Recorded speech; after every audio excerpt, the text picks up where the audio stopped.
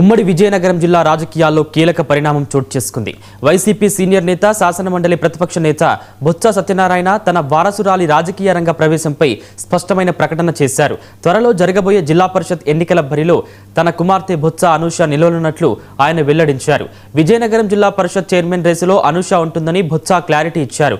దీంతో విజయనగరం జిల్లా వైసీపీ వర్గాల్లో కొత్త ఉత్సాహం నెలకొనగా రాబోయే స్థానిక సంస్థల ఎన్నికల్లో బొత్స కుటుంబం వ్యూహంపై ఆసక్తికర చర్చ సాగుతుంది.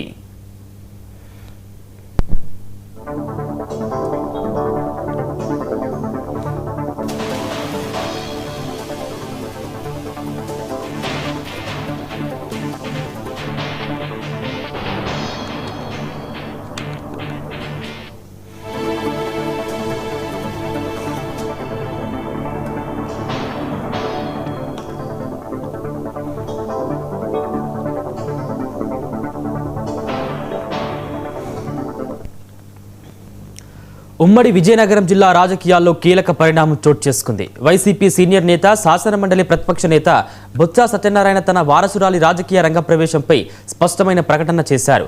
త్వరలో జరగబోయే జిల్లా పరిషత్ ఎన్నికల బరిలో తన కుమార్తె బొత్స అనూష నిలవనున్నట్లు ఆయన వెల్లడించారు.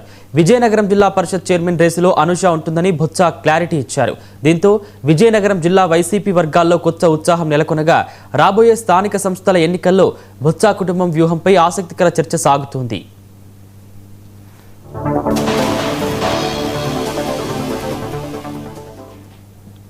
ఇదే అంశానికి సంబంధించి మరింత సమాచారం మా ప్రతినిధి సుబ్బారావు ఫోన్ ద్వారా అందిస్తారు. సుబ్బారావు, చెప్పండి, అప్డేట్స్ ఏంటి?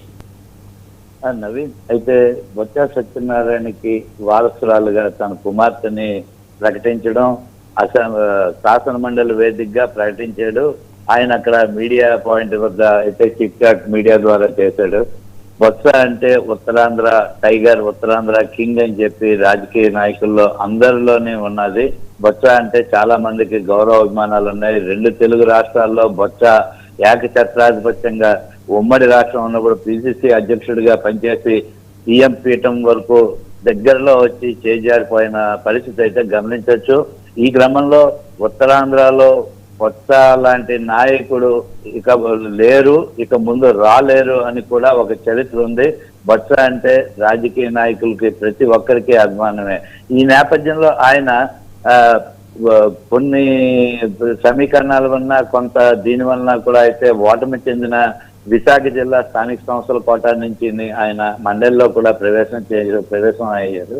ఈ నేపథ్యంలో ఆయన రాజకీయ వారసురాలుగా ఆయన కుమార్తెను రంగంలో ఆల్రెడీ ఆయన ఓడిపోయిన తర్వాత నుంచే ఆమె బొత్స అనూష అయితే తండ్రికి తగ్గ తనయురాలుగా కూడా నియోజకవర్గం అంతా పర్యటించి ప్రతి ఒక్కరితోనూ ఆప్యాయంగా మాట్లాడి బొత్స సత్యనారాయణ ఎలా అయితే రాజకీయ సమీకరణాలు, రాజకీయ విశ్లేషణ చేసేవాడో అదే రీతిలో ఆమె కూడా చేస్తున్నది. Naveen, thank you Subbarao.